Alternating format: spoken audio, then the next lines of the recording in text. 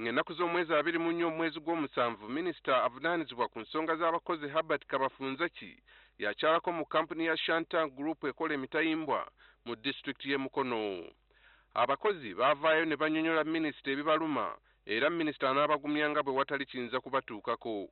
Simon Mumpere wabula wayitawo ennaku ntono n'agobwa ku mulimu ng'alangibwa kukola lugambo.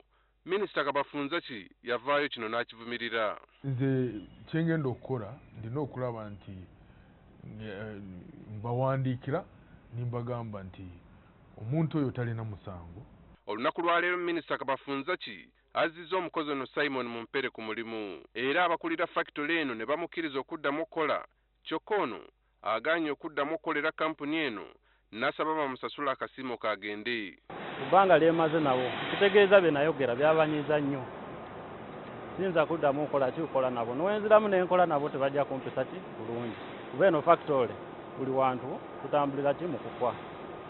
Kale nze kye mbasaba ku bbanga lye nkoze nabo bansasule nzibeyo njiye ebirala.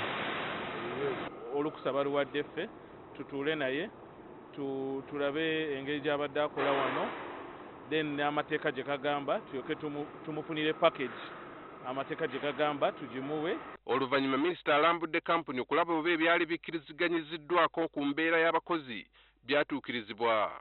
Asanze abakozi bali mu byambalo bipya. First aid box ngirabye era mbuuzizamu abaana ne bangamba lanchi bamufuna kati era takyali mubi era allowance waabwe bamufuna bulungi era nintunula n'enyambala overalls.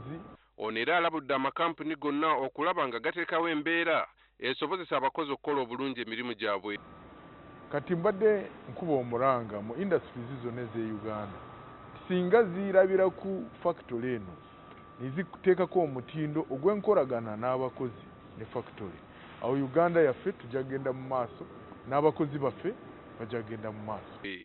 Aaron Mukama, NTV ku ssaawa emu.